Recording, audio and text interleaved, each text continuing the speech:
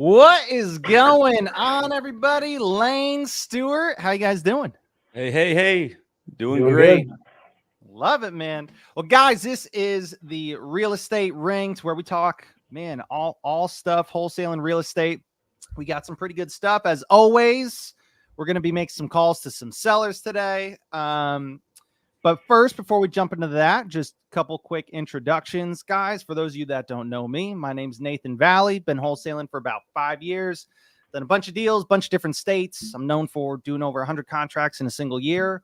Some of you might have seen a 30-day challenge I did a little while ago to where I picked a totally brand new market, no contacts, no resources, nothing. And I did a $20,000 deal in 30 days without spending any money on marketing. So that's a little bit about me. Lane, how about you, brother? Yeah, we all know your resources, your charm. So you had resources. You have that beautiful personality, locking deals up. Yeah, I'm Lane Peterson. Been wholesaling since the market crashed in 2009. So I've kind of done it all. Been down the courthouse steps, buying foreclosures, doing direct to seller. I've done thousands of wholesale deals, thousands of fix and flips. So yeah, excited to be here, and I love learning from everybody. Love it, man. I'm Stuart. I actually work with Lane. I'm his head of acquisitions. I gave myself a new title. So, been wholesaling for going on about 4 years now. And, first full year I was doing wholesale, working for another company, did just about $1 million in assignment fees nationwide. Since then, I've kind of transitioned into something else, working with Lane now. We still are a nationwide. We are market specific some in a lot of markets, but our stuff's all over. We know that we can sell anything in any market. We've gotten pretty good at it. Our company, 1, 2, 3 closed. 1, you find a seller in need. 2, you write a contract with that seller, and 3, you sell your contract. Yep. That's Biscuit wholesaling. basket, baby. That's simple. Well, guys, before we hop on the phones and start making some calls for you, we actually want Stuart here to share a little bit of his story with you guys. One of the things that we know is wholesaling. You can make a ton of money wholesaling real estate, but the reason why is because it's challenging, right? Yeah. There's a lot of problems to solve, a lot of things to overcome. And it can be difficult, especially when getting started, kind of overcoming those challenges, those limiting beliefs, kind of that doubt of, man, is it possible? Can I do it? Is this thing even real? And Stuart's got an amazing story. I actually haven't heard the full story myself. So I'm just as excited as you guys. But I think it's something that, is going to be really inspiring and, excited to hear it. So just Stuart. And just so you guys know, Stuart and I, we connected earlier this year, and really just kind of hit it off right from the get-go. I've been doing wholesaling for a lot longer and kind of been through the ringer, been through the ups, been through the downs. But Stuart and I really had a really good connection from the very beginning, and he's got one hell of a story of where he comes from. It was a little rough ride there for a while, but yeah, Stuart, take it away. I'm 44. I'll be 45 in, I don't know what it's 6 months. Kind of like late teens, early 20s. My father passed away. High school dropout. Didn't even show up for my 11th grade year. And then just but I always worked. Early 20s, got into drugs. Just kind of went down that rabbit hole. And I was working, but I was on drugs, what they called a functioning addict for a while. And then got hurt on the job, was doing some construction stuff. I'll condense it down. Mid-20s, just went down that dark rabbit hole, started committing, doing dumb stuff, picked up, what is it? Actually, I'll show you guys too, because I'm in the process, just got it all done, but this is my rap sheet right here, actually. Because I was in the process of getting all the rest of the felonies removed from my record, and that's all of them right there. There was 12 of them total. Just all kinds of dumb stuff, nothing violent, just check fraud, identity theft kind of stuff. Then got locked up back in like 2008, end of 2007. Ended up doing quite a bit of time county jail. And, you know, going through the drug addiction, I was in rehab, and this was all the early 2000s, mid 2000s. 2009 was doing time, and through that time I was in rehab, and one of the counselors in there told me a story that kind of resonated later on in life, and this is why I ended up getting sober and choosing a different path. But he did like 6 or 7 prison terms, and you know, when you're on the streets, you got a bag of dope in your pocket, money in your pocket, everybody's your friend, right? But when you're gone, when that's gone, nobody really cares. Everybody forgets about who you are. So same thing with this guy, but the only person he could always depend on was his mom. You know, packages, phone calls, money on the books and everything. Well, one day everything just stopped for him. Stopped getting everything. And he had nobody on the outside he can connect with to find out. But his mom ended up passing away. And during this time, you know, he was kind of like a counselor that would come into the jail. And, you know, he was basically with NA. And so, you know, I had a lot of friends when I had money in my pocket and a bag of dope. But the only person that would come on Tuesdays and drive an hour and a half before she'd go to work on Tuesday afternoons was my mom. So when I got out, I made that choice. So ended up getting out and found a job selling tools over the phone, telemarketing, which was a grind. It was like $180 a week draw check plus commission. After 3 months, that draw check was gone. And, you know, it was straight commission, like sink or swim, make it or not. And at the same time, I'm having to prove to my stepdad and my mom that I can sleep on the couch. They didn't want me there. And it was a pretty negative environment, but I just knew that like all I needed was that chance. So I was with that company for from 2009 up until May of 21 actually. So I've only been wholesaling 3 years, not 4.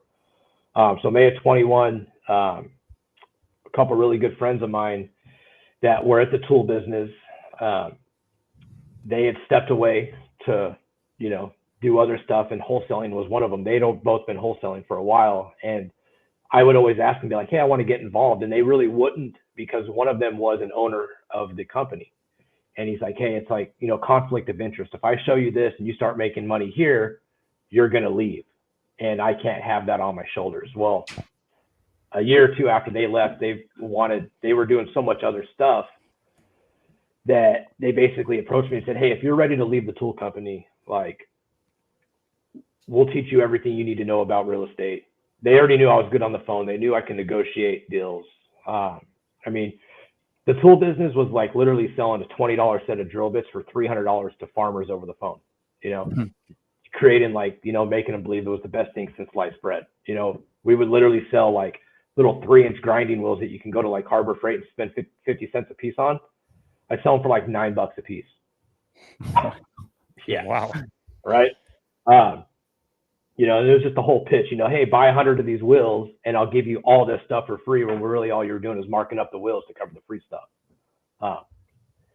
So, you know, they knew that I had it in me. All I had to do was be shown.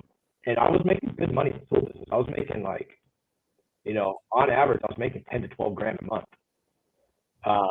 At the time, you know, me and my fiance or wife, you know, we had just gotten engaged. You know, we were living in a nice little condo, spending like $2,300 a month. Both of us had, you know, little car payments. So it's pretty cheap for Southern California. That was the condo, the golf course condo.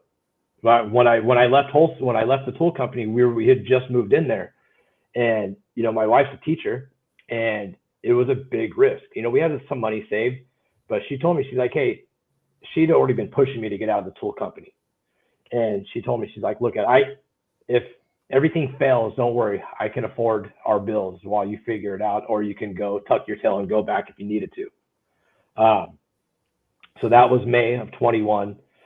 Took that first summer, just kind of learning the ropes. I think by August, I was kind of like, you know, full speed, but we were strictly inbound. It was just all PPC mark, you know, so I was a little bit spoiled. not having to, pound the phones, cold calling and stuff like that. It was definitely, handed to me on a picture perfect situation, right? So that end of that year, that last quarter, probably did a couple $100,000, but that next year, 22, it was just shy of $1 million. I rounded up, but it was damn near $1 million in assignment fees by myself with one junior acquisitions guy.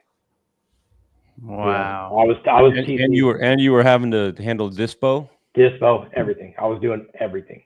Some of the stuff that came into California, the guy that I was working with, my buddy, he had been in it a while, so he had some pretty solid buyers. He did keep some of the stuff that we got, but he still paid the company an assignment fee. He would just be like, hey, look at some offers.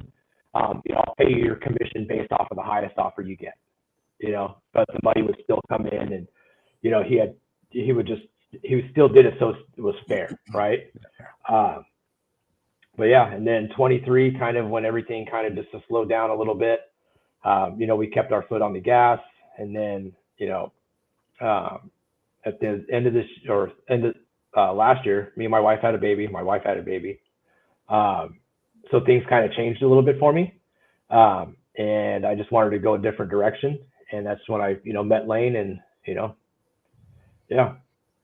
But, wow. So just so real quick recap. So, kind of upbringing in the house, definitely, not the picture perfect scenario. No, like growing up as a kid, you mean? Well, yeah, that you had mentioned, your dad passed away. Yeah, and like the household growing up, like my mom worked, my dad worked. My dad worked for McDonnell Douglas, right? And it wasn't like a normal, like, it wasn't toxic at all. But like my parents were just like, hey, like either you go to school or you work, one of the two, right? So my dad worked for McDonnell Douglas, retired after 35 years, and then when he quit, or when he retired, my dad was not a people person. He didn't like people at all. He had a problem with everybody he met, right? Like calling the cops on the neighbors for doing just dumb stuff all the time. And then all of a sudden he just got this wild hair up his ass, and he's like, you know what? I want to sell cars.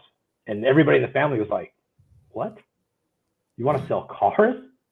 And lo and behold, he goes to the Dodge dealership in Norco, California, gets a job over there because somebody he knew at McDonnell Douglas was also over there. And I got pictures in the shoebox somewhere. He was there for 14 months. Salesman of the month 7 times. Wow. Nobody knows. And then he got sick and died like within 3 months. Like came down to like leukemia. And before you know it, he was just gone. Yeah. So that's stuff. So it starts there, and then, so dropped out of high school to go work at the dealership because he was already there, but I was a lot porter. So I was just washing cars on the weekends. And I also had a job at Vaughn's bagging groceries. And then after he passed away, I was like, okay, well, I'll try selling cars. Did some other, just random stuff. And then my best friend now was doing flooring contractor work. He got me a job, and I was with him doing that for quite a while. And that's kind of when went down the rabbit hole, because I hurt myself on the job, had to have hernia surgery, was out on workman's comp, and just started kind of just getting into drugs, just recreational at that time, and then it just spiraled. And so rough times there, and then had to do some time in 09, was it 08, 09? So 07 to 09. So from the end of 07, it was like 13 months. The end of 07 in county, got out in county, yeah. And then it's what they call a county lid. So it's 8.5 months, and then I was out, and then went back for 4 more months because I got picked up on probation violation. So that was like from 07, and then I got out in September of 09. And that's when you started at the tool company. It was October 1st of 2009. And so how long were you selling tools for again? From October of 2009 till basically May of 21. Okay, got. And then from there, that's when you kind of transitioned into the guys that I was working with, they had all left the tool company. they started getting into like, just other kind of stuff. But one of them was wholesaling. They had started wholesaling in like 2017 and 18. And, he was doing events and stuff like that. And I was always like, hey, dude, I want to do this. But they wouldn't. He was like, look, he's like, if you want to learn, you got to learn how I learned. He's like, I'm not going to teach you, because the guy that I actually worked for, they were good friends. And he knew if I would have got just a taste of it, I would have probably left the tool company sooner. But once they wanted to transition into something else, but they didn't want to stop the wholesaling, but they wanted to kind of take their attention away from wholesaling. And they just realized, hey, well, the best interest for them was to get me out of the tool company and to come do that. And then one last question from when you started with wholesaling to now, roughly how much do you think you've closed in assignment fees? Just ballpark. I mean, well over 2 million. And I was actually just looking at everything I got in the pipe right now for us. I mean, just right now, me personally, I got like 260 grand in the pipe right now. Crazy. Crazy. There's something to be said. Stuart, he went from, living on the streets and addicted to drugs to doing hard time for years in county, and then coming out of that. And here we are 12, 13 years later. And he pretty much runs the entire acquisition side of our company. And we are doing $150,000 to $200,000 a month. Yeah. Dude, I love that, man. It's, one of the things I love so much about kind of your story, and thank you so much for sharing that. There is a YouTube video. I mean, I think if you literally Google like Stuart homeless drug addict on YouTube, it'll probably pop up. Just type that in. That's great. Well, one of the things that I love so much about your story, Stuart, is throughout that story, right? And that's like the Cliff Notes version of it. I mean, the full version, I'm sure there's so much more to it, but with your story and so many chances to be able to just make excuses as to here's why I can't, here's why I'll never be able to do it. Here's why it'll never work for me. And I love that. I'm sure there might've been moments of doubt. But I love that, you didn't let that and any one of those circumstances or any one of those things. And that's like, everybody's got their own why. And the biggest thing for me was like at that time, like I couldn't let my mom down. My mom ended up passing away in 2015. So like, and that was rough. 2015, she passed away. I was, dating this girl. I bought a house with her, and, found out she was back. She was on drugs. She was stealing money from me, all these things. And I could have easily just been like, I'm going back right to it, but I just, kept my head down, dialed, did what I had to do, got out of it. Then, I mean, I'll be 45 in 6 months. My wife's the best thing that's ever come into my life. Oh, other than our son that we just had. He just turned 9 months 2 days ago, right? Congratulations. So he's 9 months old. So it's, we met like right at the end of 2019. Right at the beginning, basically the beginning of COVID, we met, started dating, got engaged, got married. We'll be married 3 years this November. But I mean, everything can change for the better relatively quickly. And it's crazy too, because her and I were just having a conversation that somebody else that I knew from my addiction, he did some time here in California. He did state time, but he was like level 1. So he went to fire camp, right? He got out. He just posted a picture the other day. He works for Cal Fire. He just got promoted to engineer. This used to be a heroin addict, needle sticking out of his arm. And now he's a freaking engineer for Cal Fire. Same thing, married, daughter. And I have conversations with Eric all the time. And it's like, it's just crazy to think where we were 15, 20 years ago to where like both of us are now. Oh, that's great. Yeah, that's amazing, awesome. Man. One other thing that I loved about your story that I wanted to point out is how started out with car sales, then tool sales, then wholesaling real estate. And Yeah. one thing is people might think like, oh, well, those, three totally different things, like they have nothing to do with each other. But it's like, no, We see, do. this is why I'm so passionate about kind of wholesaling and why I love this call where it's us getting on the phone talking to sellers, because this skill set, the skill set of sales and negotiating Will change guys, your life. oh my gosh, it's so valuable.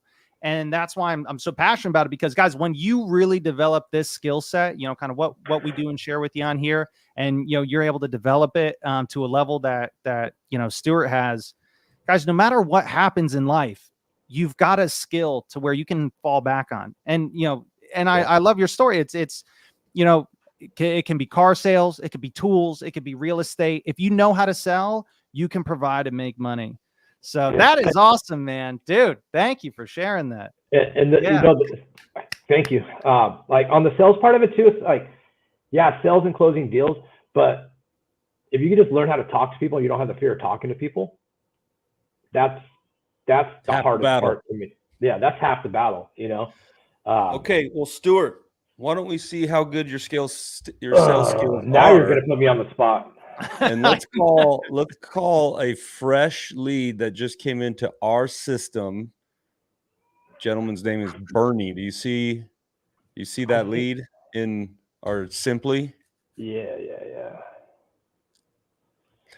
You're gonna need a call from your phone so that we can hear. And let me do this real quick. Man, Bernie doesn't know what's coming his way. Hold on. I'm gonna take my earpods off so that you guys can hear.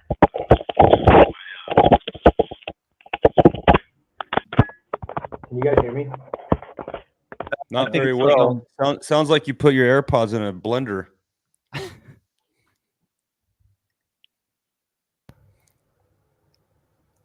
Gotta love tech stuff, guys. It's a constant thing. Once you think you know a software, if you figured it out, it's always magic. Yeah, and just so everybody knows that, like what Stu talked about earlier, it looks like he did you freeze on us, Stuart?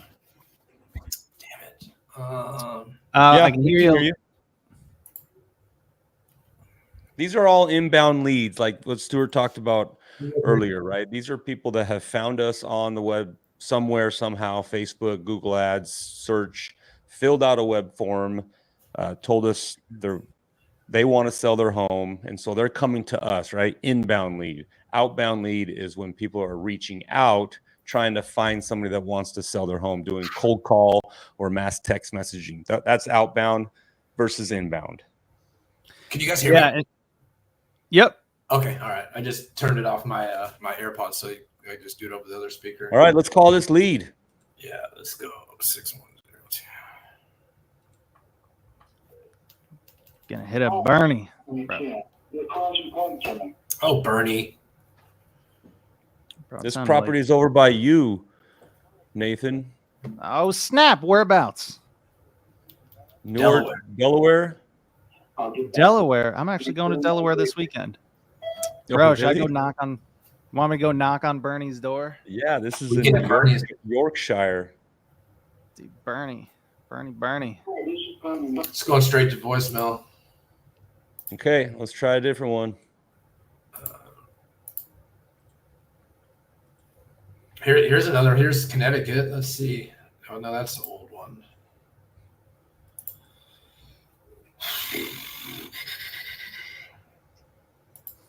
About this one here in Alaska, huh? Let me get one done in Alaska. So, guys, as we're powering through here, we're looking for leads. One thing that you notice is Stuart called twice, right? So whenever we call, and now, guys, when we're kind of powering I think he's calling in right now. Oh, here we go.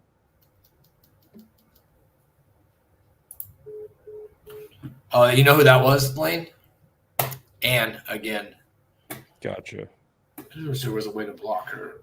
When now, guys, we're powering through to try to get people on the phone so that you can hear us have some conversations. But when you guys are reaching out to your sellers and your follow up, the process that I love to do is if they don't pick up, I call, right? If they don't pick up, I immediately call a second time. And if they don't pick up, I leave a voicemail, and then I also immediately send a text message. Guys, I'll do that 2 to 3 times a day, right? If it's a seller I'm really trying to get a hold of. I know some people like to call 3 times. Some people even do 4. But what I can tell you is you better at least call them twice. So what I do now, like especially with Simply, is like I'll call the first time as I'm calling the first time and it's ringing, I'm typing typing my message. As soon as that first call hangs up, I send that message. I wait a second, and I call back to back. Oh, nice. So that way because the system sends out automated messages, right? But sometimes they're flagged because our CRM does. Yeah. So yeah, our CRM sends out an automated message within I think it's 15 minutes after the call comes in. It sends it out. But sometimes if I'm on the call or if I'm on there and I see it come in, I'll call it before the automated message even gets sent out. We're just dialing over here, trying to get someone on the phone. Who are you talking? Who'd you call? Charles Campbell from Launch Your Leads. I'm gonna call. You just call them family members. Yes. It's like, hey, Mom, you ever thought about selling your house? Please leave your message for 9. Look at that. We're like a human mojo dialer. We're dialing multiple people at the same time. Who needs the triple line dialer when you got the Nathan Stu and Lane Lane. Stewart trio just dialing away? When people call, he's like, somebody better be dying. The house better be on fire. There better be some kind of an emergency. And I just play it off. I'm like, yeah, I'm just calling. You called me. You know what, you guys? I have lost. Who knows if they would ever have been a deal, but I've lost a couple sellers to where they were pretty bad. They probably weren't going to sell us the house at the price anyways that we needed.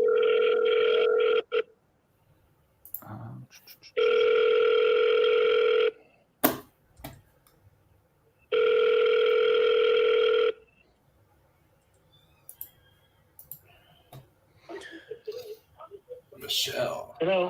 Hello, is this Joseph? Yeah. Joseph, hello. My name is Lane. I'm calling from Easy Home Buyer about the property you sent over to us on McKinney. Is it Zoe Lane or Zoe Lane? Yeah, I've already signed a contract with a real estate agent. Okay, you're going to go and list the property? Yeah. Gotcha. Probably in about a week. I'm moving Wednesday. Okay, so you've already signed a listing agreement with your realtor to put it on the MLS? Yes, sir. Gotcha. Yes, sir. Okay. Well, hey, best of luck to you. If something doesn't go right or, you need to reach back out, this is our phone number, so let us know. Okay. All right. Thank you very much, Joseph. You're welcome. All right, have a good night. The subscriber you have dialed is not in. Love it. So, guys, one thing he did right off the bat, person's like, oh, I'm listing it with an agent. Lane didn't say, oh, okay, have a nice night. No, he confirmed it. Oh, okay, got it. So you are listing it with an agent. Seller says yes. We don't stop there. Okay, got it. So you signed a listing agreement, and you guys, we want to do this, especially when they say, oh, it's sold already. I already sold my property. Okay, got it. So you already signed a purchase agreement with somebody. Well, not yet, but we're going to, right? Guys, the not yet, or well, we're going to, or we have plans to, you'll learn that's worth just about nothing. And going off of that, the one thing too, like if you're going to do that, and this is something I've learned from experience that I don't do anymore. If they say, well, I'm going to, or, we're in the talks of it, I don't even bring up, well, what's the price? What are you talking about with them? Because then it's just like, well, that's none of your business. Why? What are you going to do? I just kind of just start going back into the situation, kind of, trying to touch on some pain points. If I have any notes, if I've talked to them, or like these leads, they come over from VAs, or the VA might have already touched it. And then I piggyback off of that, because the one thing that you'll do is if you start trying to like press them what they're selling it for, you're just going to piss them off. And they're just going to hang up, or they're not, you're just going to kind of just go down a rabbit hole with them. You don't want to. So do all that, but just kind of just stay away from, because it's kind of human nature to be like, very important. Very important to find some common ground and build that rapport, build that relationship while you're on the phone with them. Here we go. Hello. Hello? Hi, Bernie. Yes. Hey, Bernie, how are you? It's Stuart over with 123 Closed. Hello, how you doing? You're from California, huh? Yeah, you're not going to hold that against me, are you? Well, that's what I'm from. So don't What area? Mission Viejo. Okay, yeah, I'm like in the Inland Empire, like the Ranch Cucamonga area. Well, I used to live there too in Rancho Cucamonga, but I'm originally from California. I grew up in West Covina area. Oh, all right. I was with, let me put it this way, Berkshire Hathaway is the last company I worked for, but I was in Cerritos' office. And before that, Mission Viejo, I was with Century 21 Beachside, right in Mission Viejo. Oh, so are you a retired agent? Yeah. Okay. I'm still licensed, though. I with West USA here in Arizona, but yeah, I'm. How do I put it? I'm still licensed. I'm retired. I retired out here. Well, beginning of 17, but I sell houses in the neighborhood, and then I still have friends with Berkshire Hathaway and with Remax, and so they give me referrals from California. Oh, nice. All right. Well, if you ever if you ever get any referrals in California for any properties that are distressed, keep my number. Maybe we can make a deal on one of those. Okay, sounds good. Stu, let me tell you what I have. I don't know why you called. I don't know if you got my number from. I have no idea. But, so your information was sent over to us from the team at Doug Hopkins for a property. Oh, because I'm a realtor there, but when I called Doug Hopkins to find out, is he familiar with anyone that purchases property in Delaware, Newark, Delaware, on the East Coast? Yeah, we do. Oh, you do? Yeah, that's why we're talking. Oh, cool. That's what I just called up to say, hey, I'd like to find out, can you recommend somebody on the East Coast? Well, that's what I said, but that's fine. If you guys do that over there, that's fine. Okay, let me tell you what I have first off. My mom passed away, and sorry to hear that. Oh, thank you. But yeah, her house, let me see how I put it. If you go on MLS, it's not going to show the same, but it doesn't matter. I'll give you the address. It's 100 Anglin, Anglin Drive. That's Newark, Delaware. Got it. And the house itself on MLS, it'll show 4-bedroom, 3-bath, but it's not. It's 5. Well, really, it's been 6-bedroom, but you can't count that. It's 5 bedrooms, and the other bedroom is not a bedroom. It's called a game room downstairs, but they've always used it as a bedroom. But it doesn't matter. Is it like a finished? Is it like a finished basement downstairs, or just like a tri-level house? No, the basement is something else. You have the basement and the alley. No, it's part of the house when you.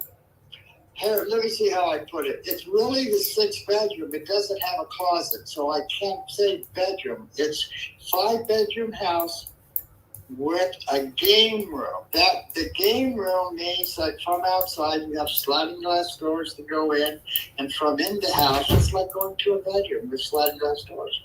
Got it. That's all. But it's called the game room in order to what it was before. But my dad, they used it. They're old people. They liked it as a bedroom downstairs. Okay. Yeah. Listen, it's a tri-level house. And that's why I want to tell you what it is, because it shows it there in the MLS is 2,800. It's 3,100. I think 3,150, but it doesn't really matter. The 5th bedroom is an add-on. It's a big house. So how do I put it? So it's 5 bedrooms, 3 baths, to tell you what the house is, and then it has a game room. Okay, got it.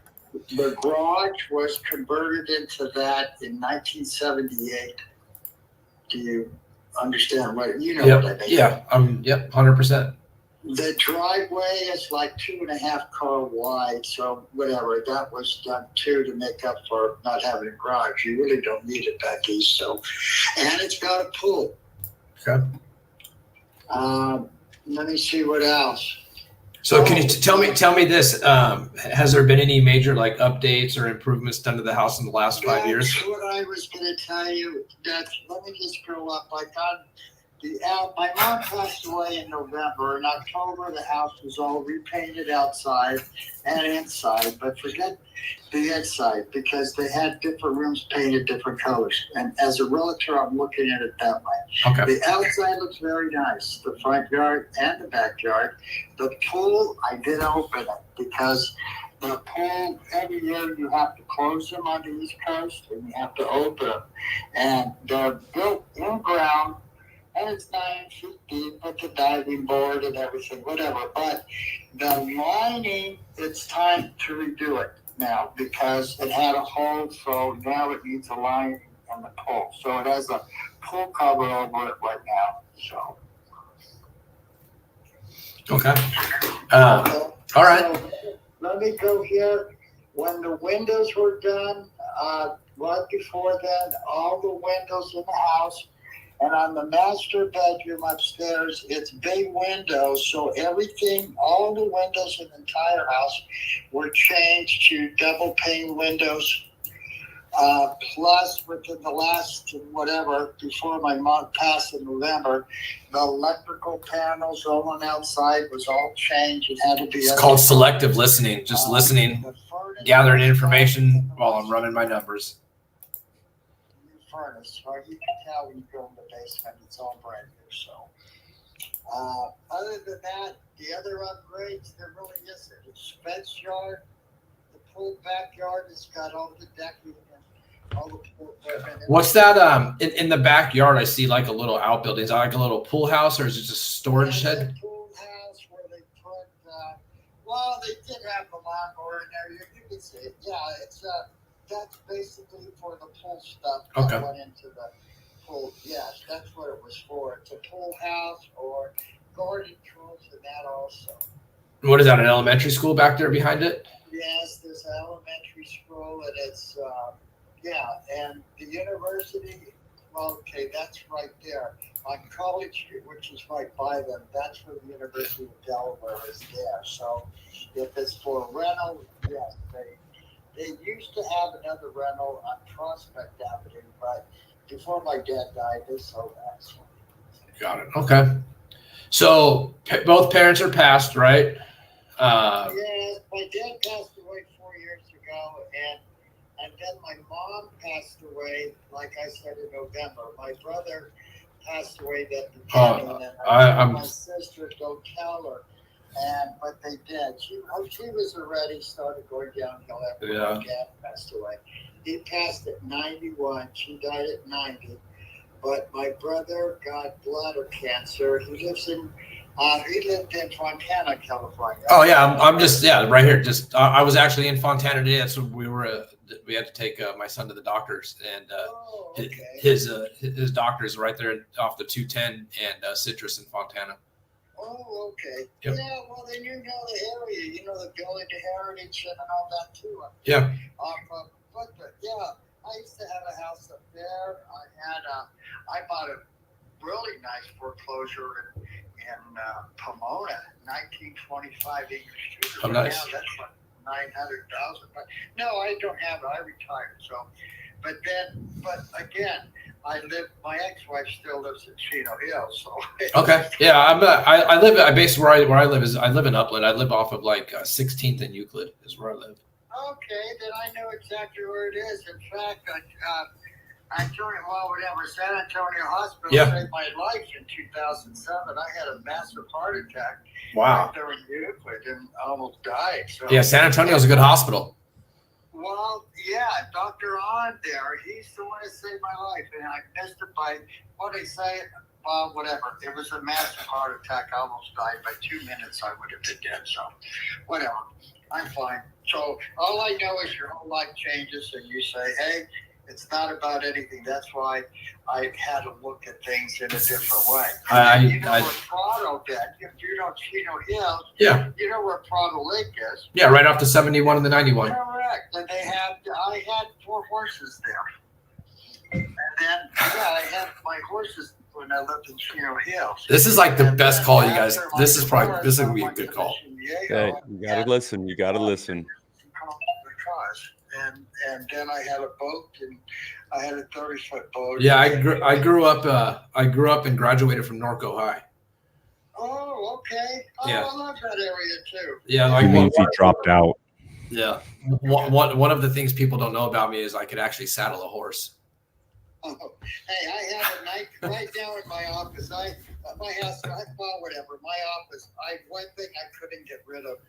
I have my saddle. I have my favorite one I brought with me because you don't bring horses to the state. I'm just going to tell you that if you come to Arizona or parts of Texas, you can't take a horse from California and bring them here. They burst their lungs. Yeah. But I got rid of my horses, but I had 4. And when I came here, though, I have a 1940 Roper saddle. I have it right here in my office right now here because it's so pretty. There's no way I'd ever sell it. It just, I loved it, and I have that. I have my boots and spurs here, my saddlebag, like the way I used to go, but I ain't gonna have it. I just told my wife, I go, I'm never going to sell that saddle. I enjoyed it for all the years. But I have horses, and all my cousins have horses at Almonte area and stuff. I need to be like 160 my on this thing. That's why I have 4 horses. I had. It's a pretty big house. I mean, even just basic cosmetic.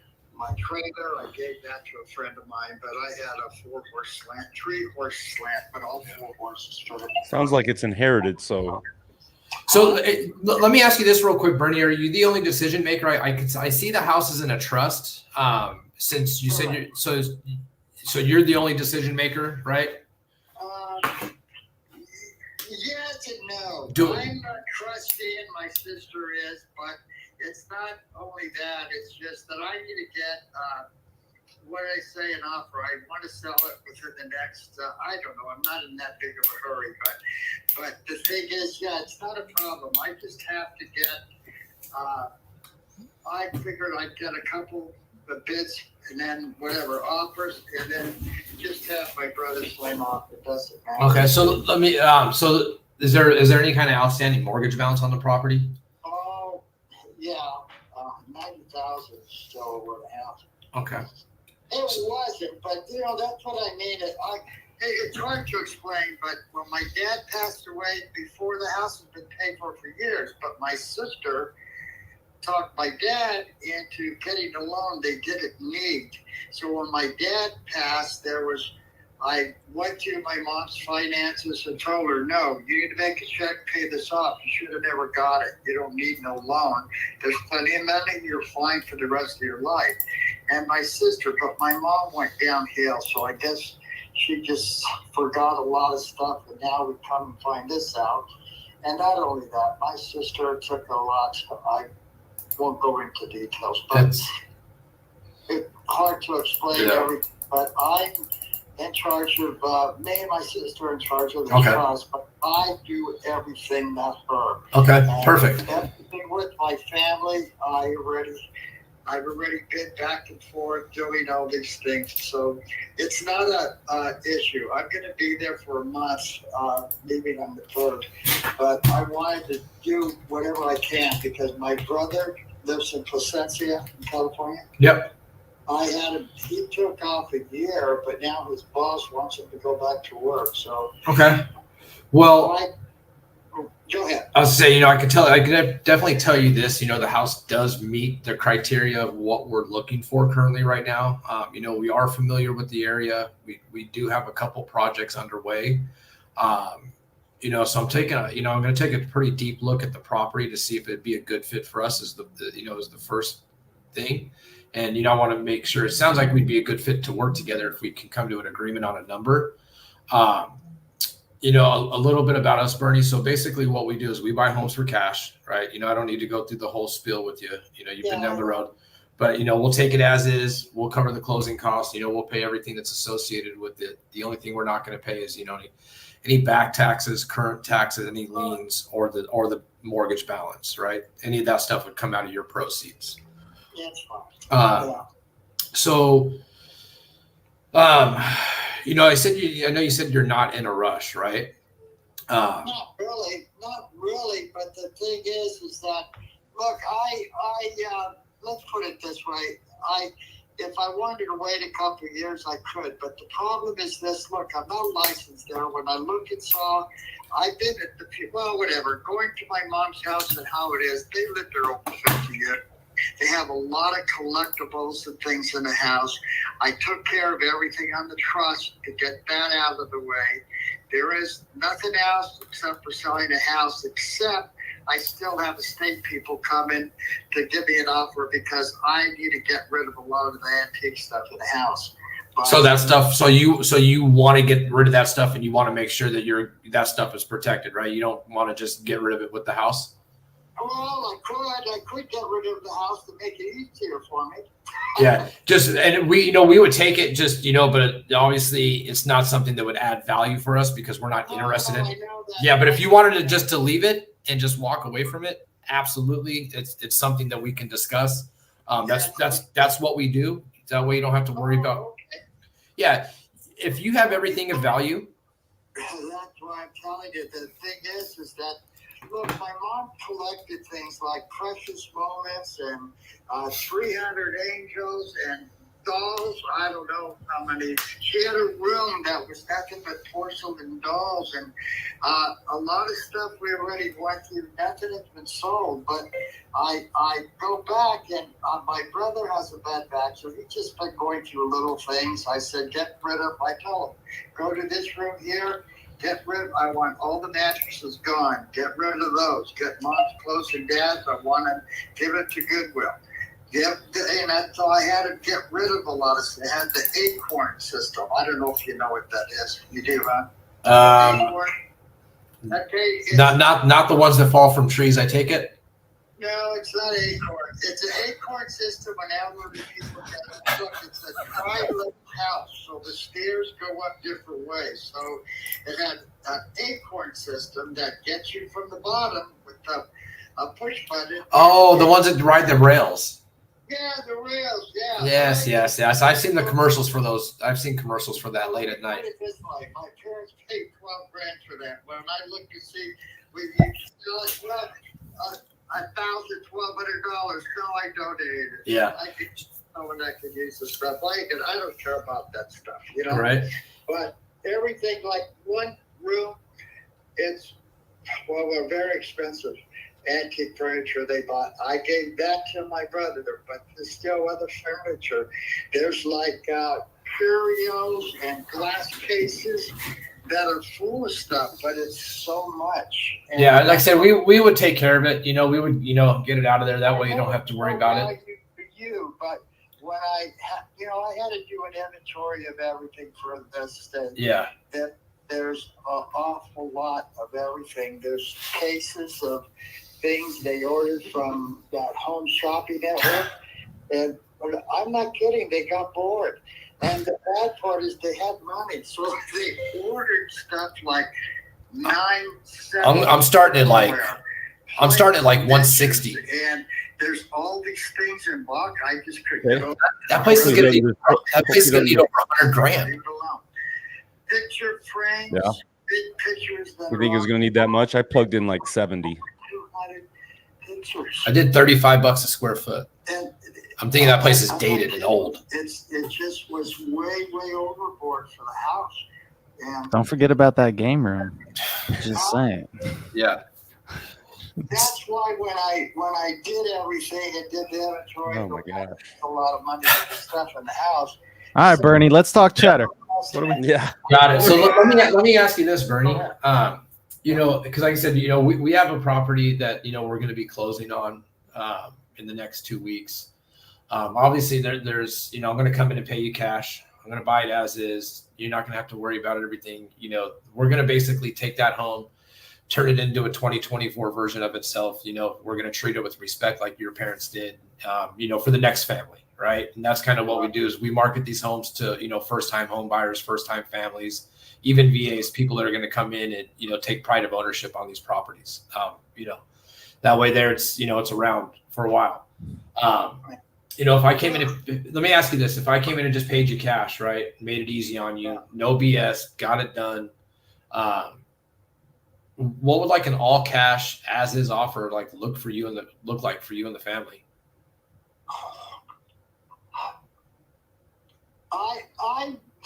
Well, let's put it this way. I need about 310, but if I can't get that, I don't know. The closest to 3 is possible because look, I ran the comps on it. I know the house is worth about 460, but I have to put money in it, and I don't want to.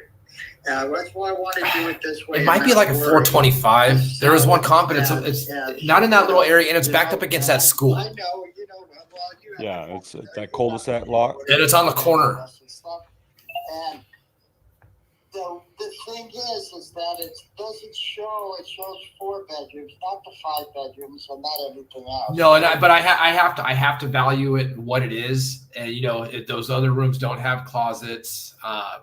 No, they do. No, they do. Yeah, look at it's a 5-bed. The house shows an MLS 4-bedroom, 3-bath.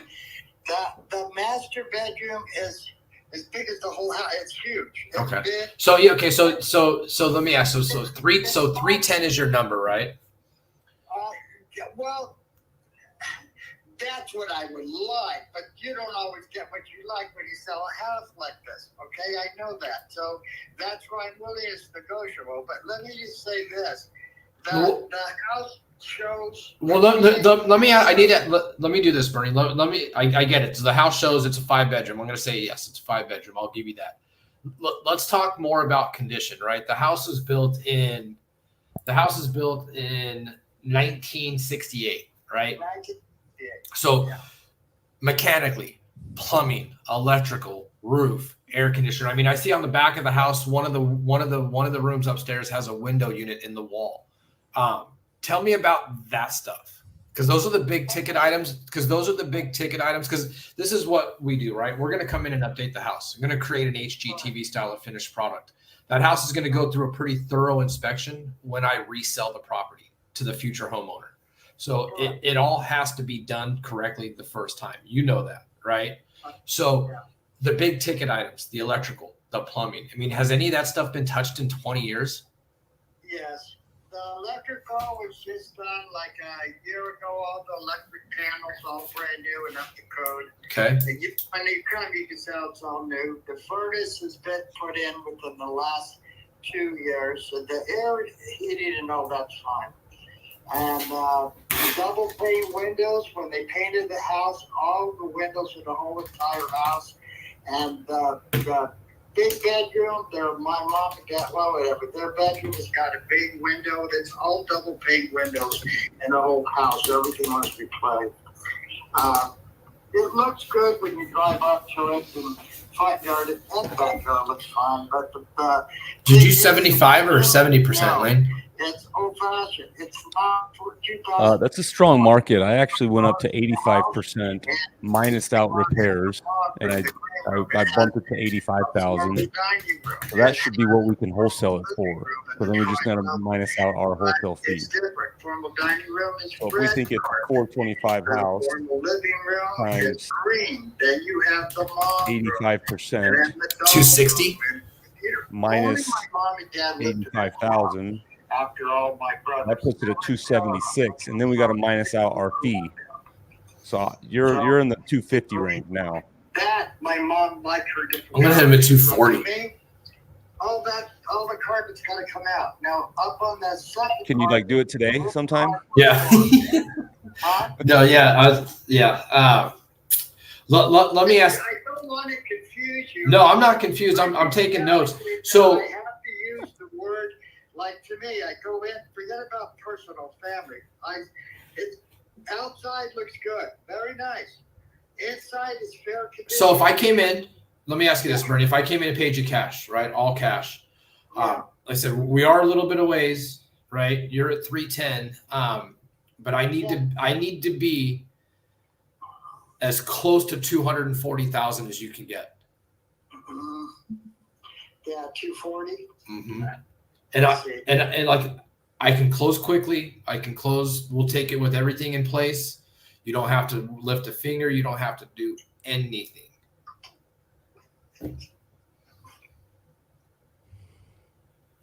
Yeah.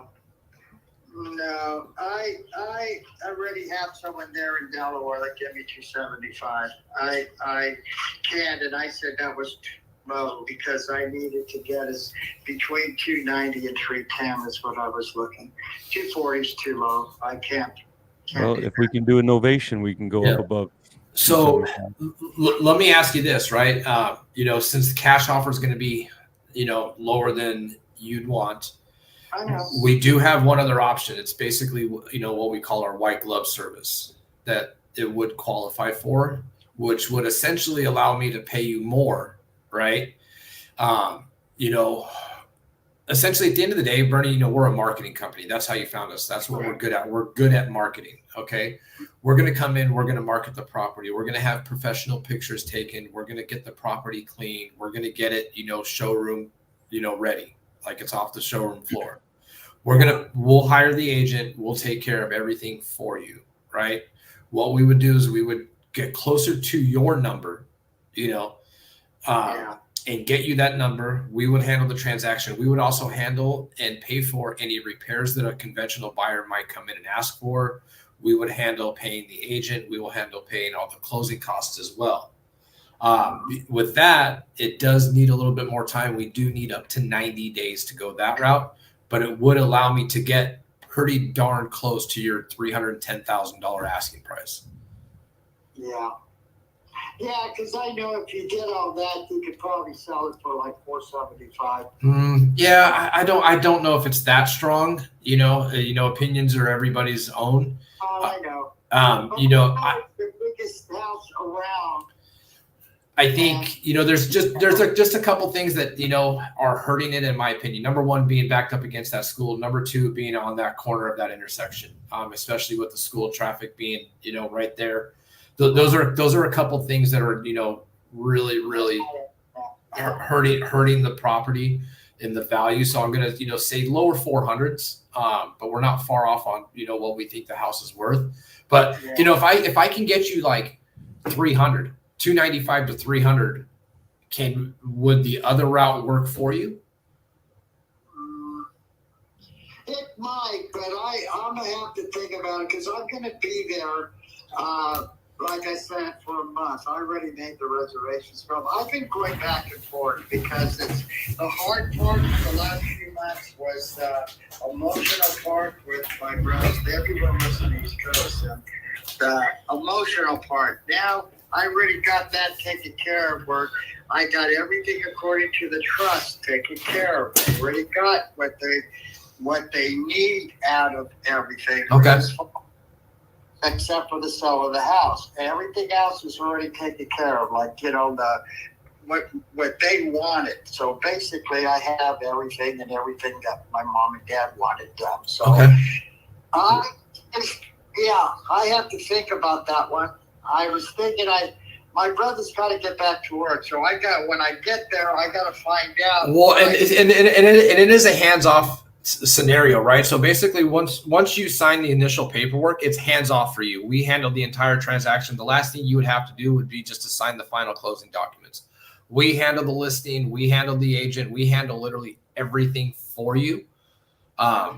Once you sign the initial paperwork, everything is done remotely. If you cared, I know you said you are in Arizona. If you cared to sit down face to face, I could have you come into the office. You could sit down with the owner. He's a nice guy. He'd probably buy you lunch. I go back and forth to California. My kids and grandkids are Vegas, and I have family all over California. I'm there all the time. Okay. Yeah. So why don't we do this? I mean, why don't I give you the night to think on it? I'll follow back up with you first thing tomorrow morning. If you have any questions arise in the meantime, either write them down. Good, but I will tell you right there in Delaware, just a couple of blocks from them, I do have someone that gave me a price the same as is, but it is higher, like not for 240. Yeah, but what was the price? You said 275, right? Yeah. So the other option, right, where if you would give me more time to market the property on your behalf, I can get you 300,000, right? I can guarantee you that number. It's still a cash offer to you. I just need 90 days instead of the 240 cash offer where I close on it in like 2 weeks. Right. Yeah, I understand. Yeah, I'd have to think about that one because it's, again, like I said, I already have a higher one for just, I can close it and everything by, the time I'm there in the next month. Okay. Well, so I don't know. Well, let me go see if I can squeeze a couple extra dollars out of my team as well. Because that's kind of where they were essentially at in the beginning. But let me go see if I can squeak anything out and see if maybe I can get closer to your price. Because I would like to take on the project. It's a cool area. I like the house. And I'd like to try to take on this project to. It really does look nice. In fact, even now, I mean, those pictures, whatever you got, doesn't look the same as being. Yeah. Do you have any pictures of the property on your phone right now? Not up close. I don't. Hold on. Let me see. No, the interior. Oh no. Okay. So why don't we just do this? Why don't I just follow up with you tomorrow? I'll kind of give you the quick night to think on it, and then I'll follow up with you. Just tomorrow morning, and then kind of just give you the night to think on it, okay? Okay. But yeah, the one thing was important is that it is 5-bedroom and it's not 2,850 square feet. It's got all the other part that was put on it's bigger than that. Okay. That's why I say it's not. It is 5 bedrooms, closet, and the master bedroom does have the bathroom to it and everything. Okay, so yeah, we're gonna look into it a little bit more, and like I said, I'm gonna see if I can figure out a way to come up closer to your asking price just on a quick cash offer. All right. Okay, sounds great. Appreciate it. Thanks for calling. Very nice talking to you. Yeah, likewise, Bernie. I appreciate it. Okay. Okay. Thanks. Nice talking to you. Bye. Bye. Whoo! Yeah. Man, nice work, Stuart. Man, Bernie's lived some life. Right. He got some stories. Yeah, and he likes to tell them. Yeah, he likes to talk about that game room. That was a chatterbox. Dude, that game room, is it like a Chuck E. Cheese down there? Like, what is that? Sounds like it. It's I gotta go check it out. Got the arcades and everything because he was sure proud. Just wanted to make sure you knew, Stuart, that it has a game room. He's like, I'll tell you about the things I did in that game room.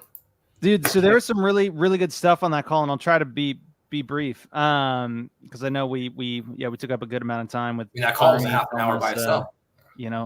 About horses and I don't know what else. But so one thing that's really good, guys, you'll get sellers like this relatively often.